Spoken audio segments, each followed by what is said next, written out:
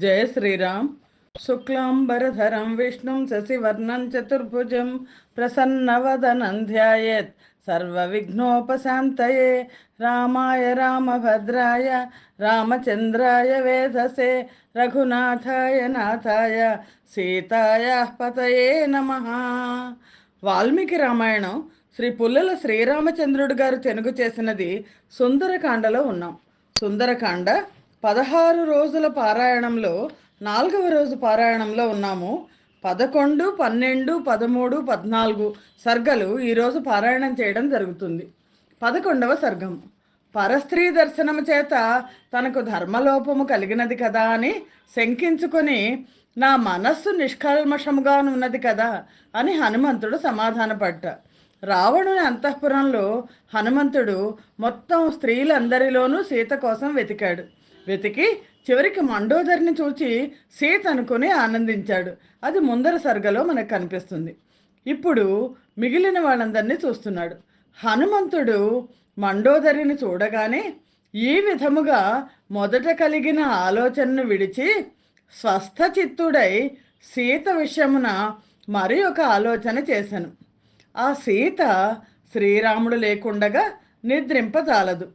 భోజనము కానీ, అలంకార ధారణము కానీ, పానసేవనము కానీ చేయజాలదు. శ్రీరాముని తప్ప పరపురుషుని ఎవ్వరిని అతడు సాక్షాత్తు దేవతాధిపతియే అయినను చేరదు. రామునితో సమానుడు ఎవ్వడు దేవతలలో కూడా లేడు కదా. అందుచేత ఈమె మరెవ్వరో అయి ఉండును అని నిశ్చయించుకొని హనుమంతుడు మరల ఆ పానగృహములో సంచరించట ప్రారంభించెను. ఆ పానగృహములో కొందరు స్త్రీలు రతి చేత అలసిపోయిరి, కొందరు పాటలు పాడి అలసిరి, మరికొందరు నృత్యము చేత అలసిపోయిరి, మరికొందరు మద్యపానముచే స్మృతి తప్పి పడిపోయి ఉండిరి. కొందరు స్త్రీలు మురజములపైన, మద్దెళ్లపైన, చిన్న పీఠములపైన ఆనుకొని నిద్రించుతుండిరి. మరికొందరు మంచి తివాచీల మీద శయనించిరి. అక్కడ ఉన్న వేల కొలది స్త్రీలు వివిధ అలంకారములతో ప్రకాశించుతుండిరి. వారికి సౌందర్యాది విషయములను గూర్చి ముచ్చటించుకొనుట అలవాటు. వారు ఎవరైనా పాడుతున్న గీతములలోనే అర్థమును గూర్చి మాటలాడుకొనుచుందురు. వారందరూ దేశకాలములు తెలిసినవారు, తగు విధముగా మాటలాడువారు. అట్టి స్త్రీలందరూ రథమునందు అభిరతలై పిదప నిద్రించి ఉండగా హనుమంతుడు చూచెను. మహాబాహుడైన ఆ రావణుడు ఆ స్త్రీల మధ్య విశాలమైన గోశాలలో గోవుల మధ్య వృషభము వలె ప్రకాశించెను. చుట్టూ ఆ స్త్రీలందరూ ఉండగా మధ్యలో ఉన్న ఆ రావణుడు మహారణ్యములో ఆడ ఏనుగుల మధ్య ఉన్న మహాగజము వలె ప్రకాశించెను. హనుమంతుడు ఆ రాక్షసరాజు గృహమునందు సమస్త భోగ్య వస్తువులతో నిండి ఉన్న పానభూమిని చూచెను. పానభూమిలో వేరువేరుగా ఉంచిన లేళ్ల మాంసములను, అడవి దున్నపోతుల మాంసములను, అడవి పందుల మాంసములను, విశాలమైన బంగారు పాత్రలలో సగము తినగా మిగిలిన నెమళ్లను, కోళ్లను చూచెను. పెరుగు, సవ్వర్చ లవణము కలిపి వండిన వరాహములు, వార్ధానసకములు, పక్షులు, మేకపోతులు, ఏదుబందులు, లేళ్ళు, నెమళ్ళు మొదలైన వాటి మాంసములను చూచెను. అక్కడ తినుటకు సిద్ధముగా ఉన్న కొక్కెర పక్షులను, దున్నపోతులను, ఏకశల్యములను, మత్స్యములను, తయారు చేసి సిద్ధముగా ఉంచిన మేకలను, అనేక విధములైన లేహ్యములను, పేయములను, వివిధములైన భోజ్యములను చూచెను. ప్రధానముగా పులుపు, ఉప్పు వేసిన వివిధ పదార్థములతోనూ, రాగములతోనూ, షాడబములతోనూ, ఇటు నటు చిమ్మబడి ఉన్న అమూల్యములైన హారములతోనూ, నూపురములతోనూ, కేయూరములతోనూ, పానపాత్రలందు పడవేయబడిన వివిధ ఫలములతోనూ, పుష్పములు చల్లి అలంకరించబడిన ఆ నేల ఎక్కువ శోభను పోషించుతుండెను. శయనములు, ఆసనములు అక్కడక్కడ ఉంచి చక్కగా అలంకరించుటచే ఆ పానశాల అగ్ని లేకుండగానే మండిపోవునట్లు ఉండెను. ఆ పానభూమిలో అనేక విధములైన మాంసములను మంచి పాకాది సంస్కారములచే సంస్కరించి వాటితో అనేక పద్ధతులలో భక్ష్యములను తయారు చేసి నేర్పుగా చూచుటకు ఇంపుగా ఉండునట్లు అమర్చిరి. అట్టి మాంసములతో పాటు మద్యములు కూడా అచట ఉండెను. శ్రేష్టములు నిర్మలములు అయిన సహజముగా లభ్యములయ్యే మద్యములు, చక్కెర, తేనె, పుష్పములు, ఫలములు మొదలగు వాటితో తయారు చేసిన కృత్రిమ మద్యములు, సువాసన కలిగించు వివిధములైన చూర్ణములతో సంస్కరించి వేరువేరుగా అచట ఉంచబడెను. ఆ పానభూమి యందు అంతటను అనేక ఆకారముల్లో కట్టిన పుష్పమాలలు, బంగారు వికారమైన పెద్ద పాత్రలు, స్ఫటిక వికారములైన పాత్రలు, బంగారు చిన్న పాత్రలు ఉండుటచే అది చాలా అందముగా ఉండెను. హనుమంతుడు బంగారు కడవల్లోనూ వెండి కడవల్లోనూ అత్యధిక ప్రమాణములో ఉన్న శ్రేష్టమైన మద్యమును, మద్యముతో నింపిన బంగారు పాత్రలను, మణులు పొదిగిన పాత్రలను, వెండి పాత్రలను అక్కడ చూచెను. అక్కడ కొన్ని చోట్ల ఉన్న పాత్రలలోని మద్యము సగము మిగిలి ఉండెను, అంటే కొంచెం తాగేసి వదిలేశారు. కొన్ని చోట్ల పూర్తిగా త్రాగివేసిరి, కొన్ని చోట్ల అసలే త్రాగలేదు. హనుమంతుడు కొన్ని చోట్ల అనేక విధములైన భక్ష్యములను, కొన్ని చోట్ల వేరువేరుగా మద్యములను, కొన్ని చోట్ల తినగా మిగిలిన అన్నములను, కొన్ని చోట్ల బ్రద్దలైపోయిన పాత్రలను, కొన్ని చోట్ల కలచివేయబడిన ఘటములను, కొన్ని చోట్ల పుష్పమాలలతో కూడిన జలములను, ఫలములను చూచుచూ సంచరించెను. అక్కడ ఉన్న స్త్రీల శయనములు అనేక ఆకారముల్లో శుభ్రముగా ఉండెను. కొందరు స్త్రీలు ఒండొరులను కౌగలించుకొని నిద్రించుచుండిరి. కొందరు స్త్రీలు నిద్రకు పూర్తిగా ఒడలు తెలియక పక్కనున్న స్త్రీల వస్త్రములను లాగుకొని వాటిని కప్పుకొని నిద్రించుచుండిరి. ఆ స్త్రీల నిశ్వాస వాయువుల చేత వారి శరీరములపై ఉన్న వస్త్రములు, పుష్పమాలలు మందమారుతము చేత కదిలినట్లుగా మెల్లగా చూచుటకు ముచ్చట గొల్పునట్లుగా కదులుచుండెను.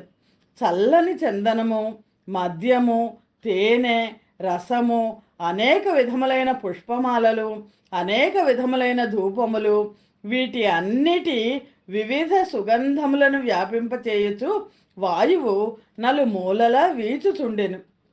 అప్పుడు స్నాన సమయమునందు ఉపయోగించు సుగంధ ద్రవ్యములు, చందనములు, ధూపములు, వీటి సుగంధము అంతటా వ్యాపించి ఆ పుష్పక విమానమునందు ప్రసరించుచుండెను. రావణ అంతఃపురములోని స్త్రీలలో కొందరు చామన ఛాయ గలవాళ్ళు, కొందరు తెల్లని వాళ్ళు, కొందరు నల్లని వాళ్ళు, కొందరు బంగారపు వన్నె కలవాళ్ళు ఉండిరి. నిద్రాపారవశ్యము చేతను రతికేళులు సలిపి ఉండుట చేతను అలసిపోయిన ఆ స్త్రీల రూపము ముకుళీభవించిన పద్మలతల రూపము వలె ఉండెను. హనుమంతుడు ఈ విధముగా ఆ రావణ అంతఃపురమునంతను పూర్తిగా చూచను, కానీ జానకి మాత్రము అతనికి కనబడలేదు. అప్పుడు ఆ స్త్రీలనందరినీ చూచుచున్న ఆ హనుమంతునకు ధర్మలోపము చేసినానా నేను అనే శంకచే ఎక్కువ విచారము కలిగెను. నేను ఈ విధముగా నిద్రించుతున్న పరభార్యలున్న అంతఃపురమును చూచినాను. ఇది నాకు చాలా ధర్మలోపమును కలిగించును కదా. నేను పరభార్యలను నా దృష్టికి విషయముగా చేసుకొనను కదా. కానీ ఈనాడు ఇక్కడ నేను ఈ పరభార్యలను పరీక్షగా చూడవలసి వచ్చినది కదా. హనుమంతుడు ఏదైనా ఒక కార్యమును నిశ్చయించి దానిపై మనస్సు స్థిరముగా నిలపగలవాడు, ఉత్తమమైన ఆలోచనలు కలవాడు. అట్టి ఆ హనుమంతునకు మొదట ఇట్టి ఆలోచనలు కలిగినను మరల కార్యనిశ్చయమును చూపెడు మరి ఒక ఆలోచన కలిగెను. పరపురుషులు ఎవ్వరూ లేరు కదా అను విశ్వాసముతో ఇష్టము వచ్చినట్లు పరుండి నిద్రించుతున్న రావణుని భార్యలను నేను చూచిన మాట వాస్తవమే. అయినను నా మనస్సులో ఎట్టి వికారము కలగలేదు కదా. మంచి పరిస్థితులలో కానీ చెడ్డ పరిస్థితుల్లో కానీ పుణ్యకార్యములందు కానీ పాపకార్యములందు కానీ ఇంద్రియములు ప్రవర్తించుటకు మనస్సే కారణము కదా. ఈ స్త్రీలను చూచినను నా మనస్సు ఎట్టి వికారము చెందక స్థిరముగా ఉన్నది. సీత కోసము నేను మరొక చోట ఎక్కడా వెదకజాలను కదా. స్త్రీలను వెదకవలసి వచ్చినప్పుడు స్త్రీల మధ్యకే వెళ్ళి వెదకవలసి ఉండును కదా. ఏ జంతువు ఏ జాతికి చెందినదో ఆ జంతువును ఆ జాతి అందే వెతకవలసి ఉండును. తప్పిపోయిన స్త్రీని ఆడలేళ్ల మధ్యకు వెళ్ళి వెతికినచో దొరకదు కదా. అందుచేత నేను నిష్కల్మషమైన మనస్సుతో ఈ రావణ అంతఃపురమునంతను వెతికినాను. జానకి మాత్రము కనబడలేదు. వీర్యవంతుడైన హనుమంతునకు రావణ అంతఃపురములో దేవ గంధర్వ నాగకన్యలు కనబడిరి కానీ సీత మాత్రము కనబడలేదు. మహావీరుడైన హనుమంతునకు అక్కడ ఎందరో ఉత్తమ స్త్రీలు కనబడినారు కానీ సీత మాత్రము కనబడలేదు. అప్పుడు అతను అక్కడ నుండి కొంచెము దూరము వెళ్ళి దీర్ఘాలోచన చేయ ప్రారంభించను. శ్రీమంతుడైన హనుమంతుడు ఆ పానభూమిని విడిచి ఇంకనూ ఎక్కువ ప్రయత్నముతో ఆ అంతఃపురమును వెతుకుట ప్రారంభించను. శ్రీమద్ రామాయణం నందలి సుందరకాండలోని 11వ సర్గము సమాప్తము. జయ శ్రీరామ్. 12వ సర్గ. సీత మరణించినదేమో అని శంకించి హనుమంతుడు ఉత్సాహ విహీనుడగుట, మరల ఉత్సాహం తెచ్చుకొని స్థానాంతరముల్లో వెతుకుట, ఎక్కడా సీత కనబడకపోవటచే నిరుత్సాహము చెందుట ఈ సర్గలో ఉన్నాయి. హనుమంతుడు సీతను చూడవలెను అను ఉత్సాహముతో ఆ భవన మధ్యమునందున్న లతాగృహములను చిత్రగృహములను రాత్రి గృహములను వెళ్ళను కానీ చూచుటకు చాలా అందమైన ఆ సీతను మాత్రము చూడదాలకపోయెను. ఆ రఘునందనుని భార్య అయిన సీత కనబడకపోవటచే హనుమంతుడు ఈ విధముగా తలచెను. సీత తప్పక మరణించి ఉండును. పూజ్యమైన ధర్మ మార్గమునందు స్థిరురాలుగా ఉండి తన శీలమును రక్షించుకొనుటకై ప్రయత్నించిన సీతను ఈ రాక్షసరాజు తప్పక చంపివేసి ఉండును. భయంకరములైన ఆకారములు, పెద్ద ముఖములు, పొడవైన వికృతమైన నేత్రములు గల వికృత స్వభావాలు, కాంతి విహీనలు అయిన రావణుని స్త్రీలను చూడగానే సీత భయపడి మరణించి ఉండును. చాలా కాలము వానరులతో కాలక్షేపం చేసి నా కర్తవ్యమును పూర్తి చేయజాలని వాడనై సీతను చూడకుండా నేను సుగ్రీవుని వద్దకు తిరిగి వెళ్ళే ఉపాయమేది కనబట్టలేదు. అతడు తన ఆజ్ఞను పాటించని వారికి అతి తీవ్రమైన దండనము విధించును. అతడు మహాబలవంతుడు కూడా. అంతఃపురమునంతనూ చూచి తిని, రావణుని భార్యలనందరినీ చూచి తిని, సీత మాత్రము కనబడలేదు. నా శ్రమ అంతా వృధా అయినది కదా. ఉత్తర తీరమునందు నా కోసమై ఎదురు చూచుచున్న వానర్లందరూ తిరిగి వెళ్ళిన నన్ను చూచి ఏమందరో కదా. ఓ వీరుడా, లంకకు వెళ్ళి నీవు అక్కడ ఏమి చేసినావు చెప్పుము అని అడిగెదరు. జనకాత్మజను చూడదాలని నేను వారి ప్రశ్నలకు ఏమి సమాధానం చెప్పగలను? నేను తిరిగి వెళ్ళుటలో ఆలస్యము చేసినచో వారు తప్పక ప్రాయోపవేశము చేసి ప్రాణములను విడిచెదరు. నేను సముద్రము ఆవలి ఒడ్డు చేరగానే వృద్ధుడైన జాంబవంతుడు, అంగదుడు, వానరులు అందరూ కలిసి ఏమందురో. దిగులు చెందకుండుట అభివృద్ధికి మూలము. అనిర్వేదమే గొప్ప సుఖహేతువు. ఎల్లప్పుడూ అనిర్వేదమే మానవుని సర్వకార్యములందును ప్రవర్తింపచేయుచుండును కదా. అందువల్ల దిగులు చెందరాదు. అనిర్వేదమే దిగులు చెందకుండా ఉండటమే మానవుడు తలపెట్టిన పని సఫలమగునట్లు చేయును. అందుచేత నేను నిర్వేదము చెందక ఉత్తమమైన ప్రయత్నము చేసేదను. ఇంతవరకు చూడని రావణుడు పాలించుతున్న ప్రదేశములన్నీ మరలా వెదకెదను. నేనింతవరకు పానశాలలు, పుష్పగృహములు, చిత్రశాలలు, క్రీడాగృహములు, ఉన్మాద మధ్య వీధులు, విమానములు, భవనములు పూర్తిగా వెతికి తిని. హనుమంతుడు ఈ విధముగా ఆలోచించి భూగృహములను, చైత్య గృహములను, ప్రధాన గృహములకు దూరముగా నిర్మించిన చిన్న చిన్న గృహములను మాటి మాటికిని వెతుకొటకు ప్రారంభించెను. మాటి మాటికి పైకి ఎగురుచు, కిందికి దుముకుచు, ద్వారములు తెరచుచు, తలుపులు తోయుచు, లోనికి ప్రవేశించుచు, బయటకు వచ్చుచు, దిగుచు, ఎక్కుచు ఆ ప్రదేశములన్నింటిలోనూ సంచరించెను. హనుమంతుడు రావణ అంతఃపురములో 4 అంగుళముల ప్రదేశమును కూడా మిగులకుండా వెదకెను. ప్రాకారముల్లో ఉన్న వీధులు, చైత్యములకు ఆనుకొని ఉన్న వేదికలు, దిగుడు బావులు, పద్మ సరస్సులు వీటినన్నింటినీ చూచెను. అనేక విధములైన ఆకారములతో, వికృతములైన రూపములతో, వికృతములైన అవయవములతో ఉన్న రాక్షస స్త్రీలు హనుమంతునకు అక్కడ కనబడ్రి. కానీ సీత మాత్రము కనబడలేదు. సౌందర్య విషయమునందు లోకములో సాటిలేని విద్యాధర స్త్రీలు అక్కడ హనుమంతునకు కనబడినారు, కానీ సీత మాత్రము కనబడలేదు. అందమైన పిరుదులు, పూర్ణచంద్రుని వంటి ముఖములు కల నాగకన్యలు అక్కడ హనుమంతునకు కనబడినారు, కానీ అందమైన నడుము గల సీత మాత్రము కనబడలేదు. రావణుడు జయించి బలాత్కారముగా తీసుకొని వచ్చిన నాగకన్యలు అక్కడ హనుమంతునికి కనబడ్రి, కానీ సీత మాత్రము కనబడలేదు. మహాబాహువు, ధీమంతుడు, వాయుపుత్రుడు అయిన హనుమంతుడు అక్కడ ఎందరో ఇతర స్త్రీలు కనబడినను సీత మాత్రము కనబడకపోవటచే చాలా నిరుత్సాహవంతుడయ్యను. వానరులు చేసిన ప్రయత్నము, తాను చేసిన సముద్ర లంఘనము కూడా వ్యర్థమైపోయినది కదా అని తలచుచు ఆ వాయునందనుడు మరలా దుఃఖితుడయ్యను. వాయుపుత్రుడైన హనుమంతుడు ఆ పుష్పక విమానము నుండి క్రిందికి దిగి దుఃఖముచే కలత చెందిన మనస్సుతో ఏమి చేయవలనా అని ఆలోచనలో పడెను. శ్రీమద్ రామాయణం నందలి సుందరకాండలోని 12వ సర్గము సమాప్తము. జయ శ్రీరామ్. 13వ సర్గం. సీత మరణించి ఉండునని భావించి హనుమంతుడు విచారించుట, మరలా వెదికెదను అని అనుకొని అశోకవనములో అన్వేషణమును గూర్చి పరిపరి విధముల ఆలోచించుట. హనుమంతుడు విమానము నుండి ప్రాకారం మీదకు దుమికి మేఘమధ్యము నుండి మెరుపు సంచరించినట్లు మహావేగముతో సంచరించెను.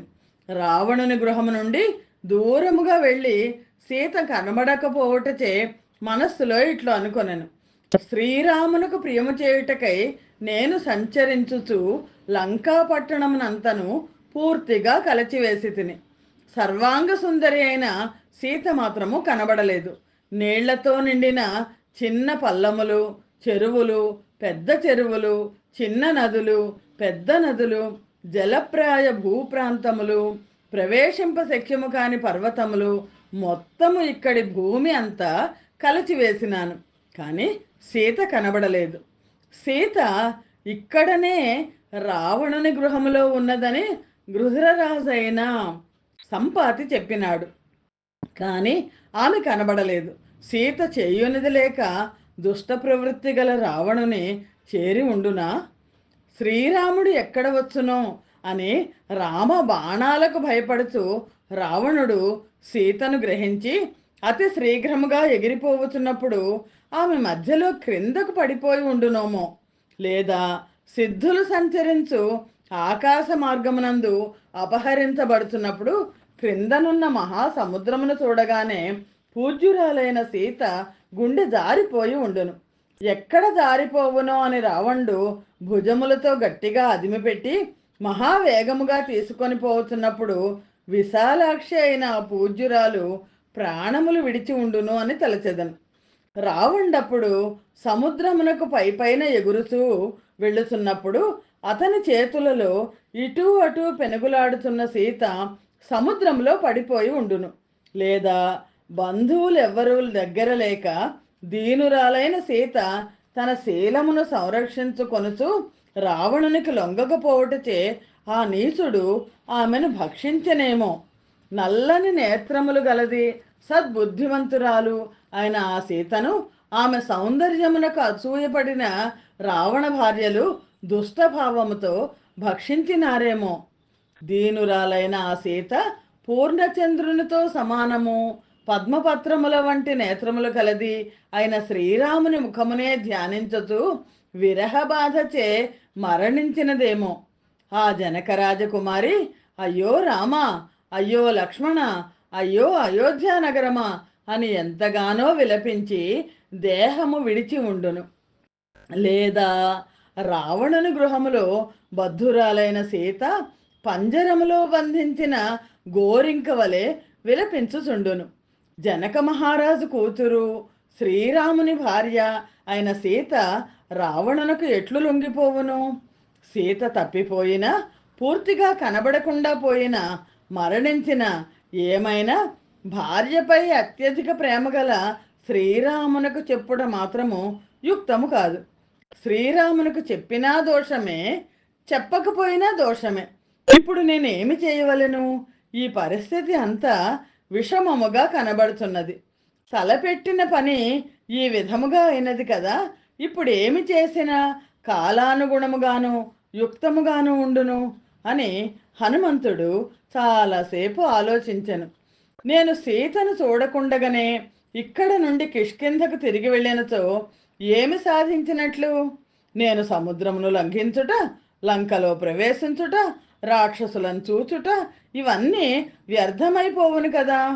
కిష్కింధకు తిరిగి వెళ్ళిన నన్ను చూచి సుగ్రీవుడు, అక్కడ కలిసి ఉన్న వానరులందరూ, ఆ రామలక్ష్మణులు ఏమందురో?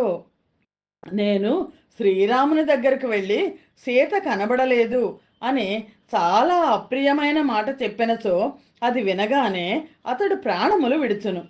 సీత కనబడలేదు అను దుర్వాక్యమును శ్రీరామునకు చాలా పరుషమైనది, భయంకరము, క్రూరము, తీక్షణమైనది, ఇంద్రియములను తప్పింపజేయునది. అట్టి వాక్యమును వినగానే అతడు ఇంకా జీవించలేడు. కష్టాలలో చిక్కుకున్న శ్రీరాముడు మరణోన్ముఖుడై ఉండుట చూడగానే అతని యందు చాలా ప్రేమ గలవాడు, మేధావి అయిన లక్ష్మణుడు కూడా జీవించడు. శ్రీరామ లక్ష్మణుల మరణవార్త వినగానే భరతుడు మరణించును. భరతుడు మరణించుట చూచి శత్రుఘ్నుడు కూడా మరణించును. పుత్రులందరూ మరణించుట చూచి తల్లులైన కౌసల్య, సుమిత్ర, కైకేయులు కూడా ప్రాణములు విడిచెదరు. కృతజ్ఞుడు, సత్యసంధుడు అయిన వానరరాజు సుగ్రీవుడు ఆ విధముగా శ్రీరాముడు మరణించుట చూచి తాను కూడా ప్రాణాలు విడుచును. భర్త అయిన సుగ్రీవుడు మరణించగానే రుమ దుఃఖపీడితురాలై కలత చెందిన మనస్సుతో వ్యథ చెంది దీనురాలై ఆనందము లేక జాలి పడవలసిన స్థితిలో ప్రాణములు విడుచును. ముందుగానే వాలి మరణము వలన కలిగిన దుఃఖము పీడించుచుండగా శోకము చేత కృశించ చేయబడిన తార సుగ్రీవుడు కూడా మరణించినచో తాను కూడా మరణించును. తల్లిదండ్రులు మరణించి సుగ్రీవునకు కూడా అంత ఆపద వచ్చిన పిమ్మట కుమారుడైన అంగదుడు మాత్రము ఎలా జీవించి ఉండును? వానరులందరూ తమ ప్రభువునకు కలిగిన దుఃఖమును భరింపజాలక అరచేతులతోనూ పిడికళ్లతోనూ తమ తలలు బాదుకొనిదరు. మంచి మాటలు చెప్పుచు, పారితోషకములు ఇచ్చి గౌరవించుచు సుగ్రీవునిచే లాలన చేయబడిన వానర్లు అతడు మరణించగానే ప్రాణములు విడవగలరు. ఇటుపైన వానర్లందరూ కలిసి వెనకటి వలె వనములందు కాని, పర్వతముల మీద కాని, గృహాదులందు కాని క్రీడా సుఖమును అనుభవించరు.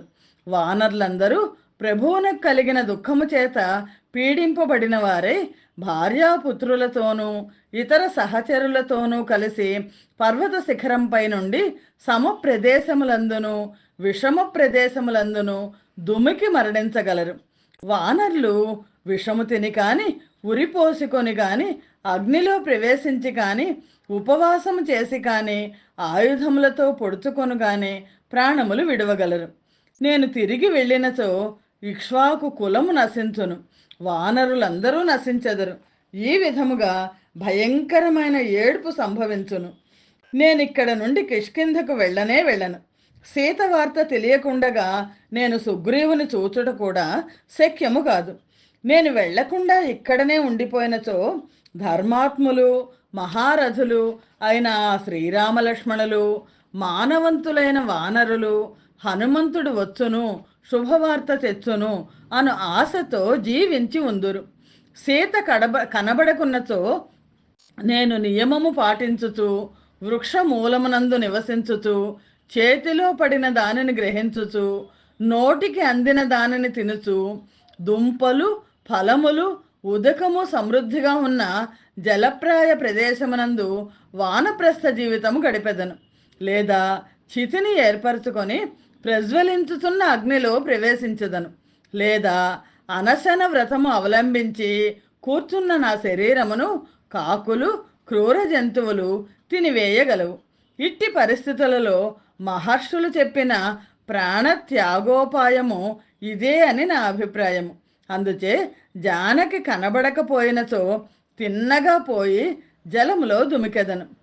నేను సీతను చూడజాలనిచో నేను చాలా కాలం నుండి సంపాదించిన యశస్సుతో కూడిన కీర్తి, యశస్సు కీర్తి రెండూ నశించినట్లే. నియమములు అవలంబించి వృక్షమూలమునందు కూర్చుండి ముని జీవితమును గడిపెదను. ఆ సీతను చూడకుండా ఇక్కడి నుండి వెనకకు మాత్రము వెళ్ళను. నేను సీత జాడ తెలుసుకొనకుండగా ఇక్కడి నుండి తిరిగి వెళ్ళినచో అంగదుడు వానరులందరూ కూడా జీవించరు. మరణించుట అనేక దోషములకు హేతువు. మానవుడు బ్రతికి ఉన్నచో మంగళములను చూడవచ్చును. అందుచేత నేను ప్రాణములను విడువను. ఇప్పటిదాకా ప్రాణత్యాగం చేద్దాం అనుకున్నాడు, కాస్త మళ్ళా వెనక్కి రెండోసారి ఆలోచిస్తున్నాడు. అది నాయకుల యొక్క లక్షణం. నేను ప్రాణములను విడువను. జీవించి ఉన్నవాళ్ళు ఏనాటికైనా తప్పక కలుసుకొందురు. హనుమంతుడు ఈ విధముగా కలిగిన అనేక విధములైన దుఃఖములను మనస్సులోనే అణుచుకొనుచుండెను. ఆ శోకమునకు అంతము కనబడకుండెను. హరించబడిన సీత విషయం ఏమైనను దశకంఠుడు మహాబలుడు అయిన రావణుని చంపివేసేదను. దీనితో అతడు చేసిన దానికి ప్రతిక్రియ చేసినట్లగును. లేదా ఈ రావణుని సముద్రం పైన ఎత్తుకొని పోయి పశువుల యజమానికి వాని పశువును అప్పగించినట్లు శ్రీరామునకు అప్పగించదను. హనుమంతుడు సీత కనబడకపోవటచే ఈ విధముగా చింతించుచు అనేక విధములైన ఆలోచనలు శోకము మనస్సును బాధించుతుండగా మరలా ఇట్లనుకొనెను. రాముని భార్య యశశాలిని అయిన సీత కనబడినంత వరకు నేను ఈ లంకా పట్టణమును మాటి మాటికి వెదికెదను. సంపాతి చెప్పినాడు కదా అని సీత లంకలో ఉన్నదని తెలిపి నేను శ్రీరాముని ఇక్కడకు తీసుకొని వచ్చినచో ఇక్కడ అతని భార్య కనబడకపోయిన పక్షాన ఆ శ్రీరాముడు వానరులందరినీ కాల్చివేయగలడు. ఆహార నియమము పాటించుచు ఇంద్రియములను నిగ్రహించుకొని ఇక్కడనే వసించదను. శ్రీరామాది నరులు అంగద సుగ్రీవాది వానరులు నా మూలాన నశించకుందురుగాక. పెద్ద పెద్ద వృక్షములతో అశోకవనము ఎదురుగా కనబడుతున్నది. నేను ఈ వనములో వెదకలేదు, అందుచేత దానిలోనికి వెళ్ళదను. వసువులకు, రుద్రులకు, ఆదిత్యులకు, అశ్వనీ దేవతలకు, మరుత్తులకు నమస్కరించి రాక్షసుల దుఃఖమును వృద్ధి పొందించుటకై ఈ వనములో ప్రవేశించదను. రాక్షసులందరినీ జయించి తపోధనునకు సిద్ధిని అందించినట్లు ఇక్ష్వాకు కులానందవర్ధని అయిన సీతను శ్రీరాముని వద్దకు చేర్చెదను. మహా తేజస్శాలి వాయునందనుడు అయిన హనుమంతుడు చింత చేత దుర్బలములైపోయిన ఇంద్రియములు కలవాడే క్షణకాలం పాటు ఆలోచించి అశోకవన ప్రవేశోద్యుక్తుడై లేచెను. ఇక్కడ హనుమంతుడు ఒక మంత్రాన్ని చెప్తాడు. నమోస్తు రామాయ సలక్ష్మణాయ దేవ్యై చ తస్యై జనకాత్మజాయై నమోస్తు రుద్రేంద్ర యమానిలేభ్యో నమోస్తు చంద్రార్క మరుద్గణేభ్యః. నమోస్తు రామాయ సలక్ష్మణాయ దేవ్యై చ తస్యై జనకాత్మజాయై నమోస్తు రుద్రేంద్ర యమానిలేభ్యో నమోస్తు చంద్రార్క మరుద్గణేభ్యః. దీనిని జయమంత్రం అని అంటారు. మహా తేజస్శాలి వాయునందనుడు అయిన హనుమంతుడు చింత చేత దుర్బలములైపోయిన ఇంద్రియములు కలవాడే క్షణకాలం పాటు ఆలోచించి అశోకవన ప్రవేశోద్యుక్తుడై లేచెను. అప్పుడు జయ జయమంత్రాన్ని చెప్పారు. లక్ష్మణ సమేతుడైన రామునకు నమస్కారము, జనకుని పుత్రి అయిన సీతాదేవికిని నమస్కారము, రుద్రునకు, ఇంద్రునకు, యమునకు, వాయుదేవునకు నమస్కారము, చంద్రునకు, సూర్యునకు, మరుద్గణములకు నమస్కారము. ఈ విధముగా హనుమంతుడు శ్రీరామాదులకు, సుగ్రీవునకు నమస్కరించి ఒక్కసారి అన్ని దిక్కుల వైపు చూచి అశోకవనము వైపు వెళ్ళాను. వాయుపుత్రుడైన హనుమంతుడు ముందుగానే మనస ఆ అశోకవనమును ప్రవేశించి తరువాత చేయవలసిన పనిని గూర్చి ఆలోచించెను. అశోకవనము రాక్షసులతో నిండినదై వృక్షములతో వ్యాకులమై అన్ని విధములైన సంస్కారముల చేత సంస్కృతమై పుణ్యప్రదముగా ఉండును. ఈ ఉద్యానవనమునందు రక్షక భటులు నియమితులై తప్పక వృక్షములను రక్షించుచుందురు. సర్వాంతర్యామి పూజ్యుడు అయిన వాయుదేవుడు కూడా తీవ్రత్వము లేకుండా వీచుచున్నాడు.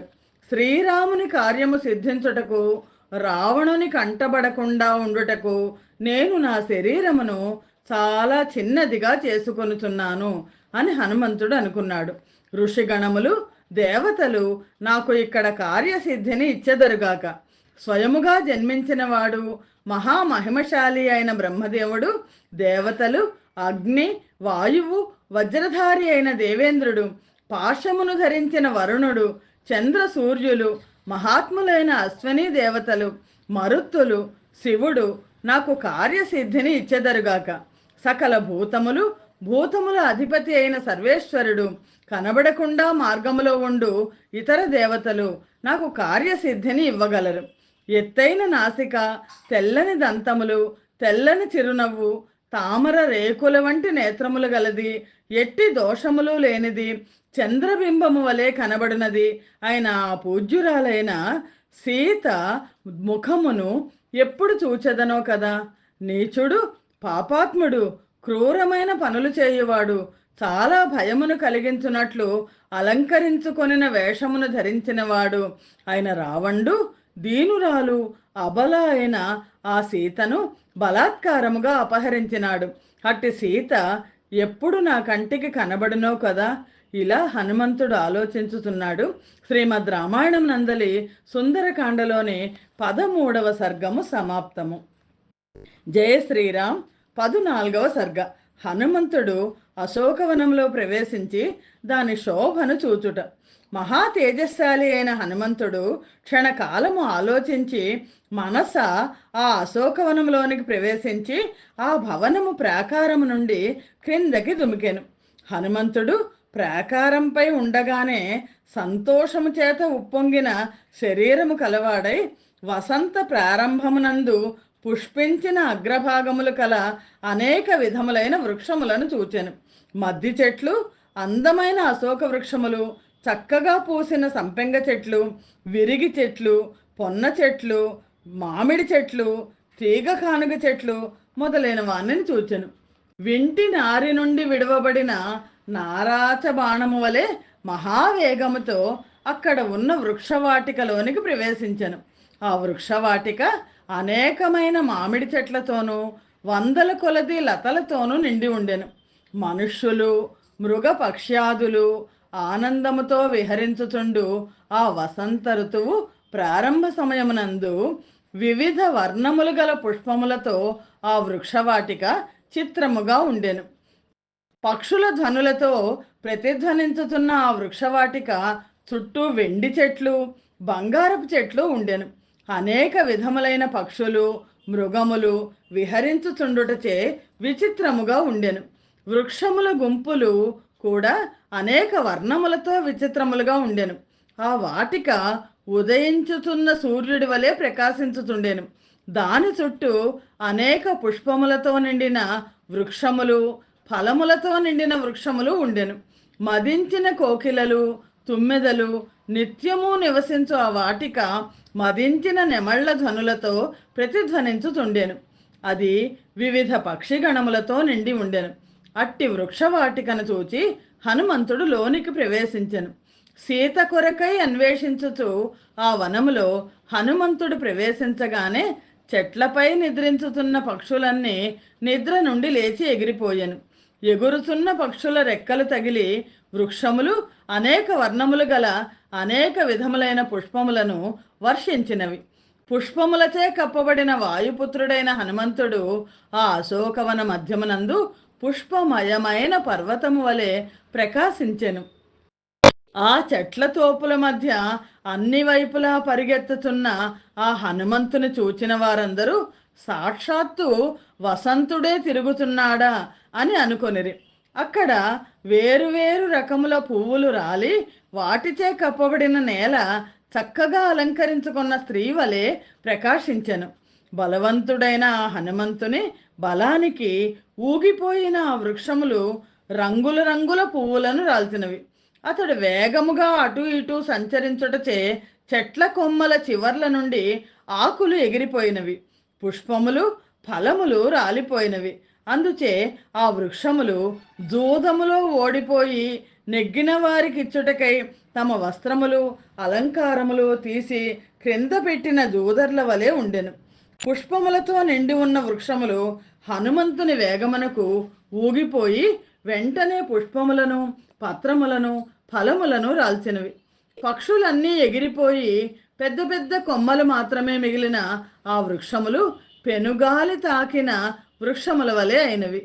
హనుమంతుని హస్తముల చేత పాదముల చేత నలగగొట్టబడి మంచి వృక్షములన్నీ విరిగిపోవుటచే ఆ అశోకవనము ప్రియునిచే గాఢముగా శుంభించబడినదై నఖ క్షత దంతక్షతములతో కూడిన శరీరముతో చెదిరిపోయిన జుట్టుతో నలిగిపోయిన రంగుతో ఉన్న యువతి వలె ఉండెను. వర్షాకాలమునందు వాయువు వింధ్య పర్వతం మీదనున్న మేఘపంక్తిని చెదరగొట్టినట్లు హనుమంతుడు బలముచే పెద్ద పెద్ద తీగల పొదలను ఛేదించెను. అతడు అక్కడ సంచరించుచు అతి సుందరములైన మాణిక్యములు పొదిగిన చపటాలను, వెండి చపటాలను, బంగారు చపటాలను చూచెను. ఆ అశోకవనమునందు గుండ్రని, కోలని, చతురస్రము, దీర్ఘచతురస్రము మొదలైన వివిధ ఆకారముల్లో ఉన్న ఉత్తమమైన జలముతో నిండిన దిగుడు బావులను కూడా చూచెను. వాటికి అక్కడక్కడ శ్రేష్టములైన మాణిక్యముల మెట్లు ఉండెను. వాటిలో ఇసకకు బదులు ముత్యములు పగడములు ఉండెను. వాటి మధ్య కూర్చుండటకై స్ఫటిక మాణిక్యముల సపటాలు ఉండెను. వాటి తీరములపై బంగారు మెట్లు, చిత్ర వర్ణములు కల చెట్లు కృత్రిమముగా నిర్మితములై ప్రకాశించుచుండెను. పద్మములు, కలువలు గుంపులు గుంపులుగా వికసించి ఉండెను. చక్రవాక పక్షులు, నీటి కోళ్ళు, హంసలు, సారస పక్షులు మొదలైన జలపక్షుల కూతలు మధురముగా వినవచ్చుచుండెను. ఆ దిగుడు బావులకు నలువైపులా అమృతము వంటి ఉదకముతో నిండినవి, పొడవైనవి, మంగళకరములు, చెట్లచే ఆవరించబడినవి అయిన కాలవలు ఒప్పుచుండెను. వందల కొలది తీగలు వ్యాపించి ఉండెను. సంతానక వృక్షముల పుష్పములు వాటిపై రాలి ఉండెను. అనేక విధములైన పొదలు, చిన్న మొక్కలు వాటి చుట్టూ దట్టముగా వ్యాపించి ఉండెను. మధ్య మధ్య కరవీర వృక్షములు ఉండెను. పిమ్మట హనుమంతుడు జగత్తులోని అందమైన పర్వతములలో ఒకటైన మేఘము వంటి ఎత్తైన శిఖరములు గల పర్వతమును చూచెను. దాని చుట్టూను ఉన్న శిఖరములు, దానిపైనున్న శిఖరములు విచిత్ర వర్ణములై ఉండెను. అనేక వృక్షములతో నిండిన ఆ పర్వతమునందు అక్కడక్కడ నివాసయోగ్యములైన గుహలు కూడా ఉండెను. అశోకవనములో ఒక కృత్రిమ పర్వతం ఉన్నది. దానిపై నుండి ఒక కాలువ కిందికి కొంత దూరము ప్రవహించి మళ్ళీ వెనకకి తిరిగి పర్వతము వైపునకే ప్రవహించున్నట్లు ఏర్పరచబడింది. దాని తీరములపై ఉన్న వృక్షముల కొమ్మలు అగ్రభాగములు ఆ కాలువ నీటికి తగులుచుండెను. ఆ పర్వతము నుండి క్రిందకు జారి దూరముగా ప్రవహించిపోతున్న ఆ నది మగని మీద అలిగి వానిని విడిచి పుట్టినింటికి పయనమైపోతున్న భామ వలె ఉండెను. దాని నీటిలో పడిన కొమ్మలు నీవు భర్తను వదిలి వెళ్ళుట యుక్తము కాదు అని చెప్పుచు ఆమెను అడ్డగించుతున్నట్లుండెను. బంధువుల చేతల వలె ఉండెను. కొంత దూరం పోయి మరలా పర్వతం వైపే ప్రవహించుతున్న ఆ నది బంధువు మాటలు విని అలక తీరి మరలా భర్త దరిచేరిన యువతి వలె ఉండెను. హనుమంతుడు అట్టి నదిని చూశాను. ఎంత అద్భుతం కదా! ఓ కృత్రిమైన పర్వతం, ఆ పర్వతం నుంచి నీళ్లు కిందకు పడుతున్నాయి, మళ్ళా నీళ్లు మళ్ళా పర్వతం పైకి వెళ్తున్నాయి, మళ్ళా కిందకి పడుతున్నాయి. ఆ నీటిలో అనేకమైన మొక్కలు చెట్లు కూడా ఉన్నాయి. వానర శ్రేష్ఠుడు వాయుపుత్రుడు అయిన ఆ హనుమంతునకు ఆ పర్వతము సమీపమునందే అనేక పక్షిగణములతో కూడిన పద్మ సరస్సులు కనబడెను. అతడు చల్లటి నీటితో నిండిన ఒక పెద్ద దిగుడు బావిని కూడా చూచెను. మణులతో కట్టిన మెట్లతో ముత్యాల ఇసుకతో ప్రకాశించుతున్న ఆ దిగుడు బావి దగ్గర అనేక విధములైన మృగముల గుంపులు, విచిత్రములైన చెట్ల తోపులు ఉండెను. దాని చుట్టూను విశ్వకర్మ నిర్మించిన పెద్ద పెద్ద ప్రాసాదములు, కృత్రిమములైన వృక్షముల సముదాయములు ముచ్చట గొల్పుచుండెను. అక్కడ ఉన్న పుష్పక పుష్పవృక్షముల దగ్గర, ఫలవృక్షముల దగ్గర కూడా ఛత్రములు, పెద్ద పెద్ద అరుగులు, చిన్న చిన్న బంగారు తిన్నెలు అమర్చబడి ఉండెను. అక్కడ హనుమంతునికి ఒక బంగారు శింషుపా వృక్షము కనబడెను. దాని చుట్టూ అనేకములైన లతలు అల్లుకొని ఉండెను. అది ఆకులతో దట్టముగా ఉండెను. దాని చుట్టూ బంగారు వేదికలు ఏర్పరచబడి ఉండెను. హనుమంతుడు అక్కడ మరికొన్ని భూభాగములను, పల్లపు ప్రాంతములను, సెలయేళ్లను, అగ్నివలే ప్రకాశించుతున్న బంగారు వృక్షములను చూచెను. మేరు పర్వతము కాంతి సంక్రమించుటచే సూర్యుడి వలె ఈ వృక్షముల కాంతి నాపై ప్రసరించుట చేత నేను బంగారు రంగు గలవాడనైనాను అని వీరుడైన హనుమంతుడు తలచెను. ఆ సింసుపా వృక్షము చుట్టూ అనేక బంగారు వృక్షములుండెను. గాలికి కదిలి దానికి కట్టిన అనేకములైన చిరుగంటలు చప్పుడు చేయుచుండెను.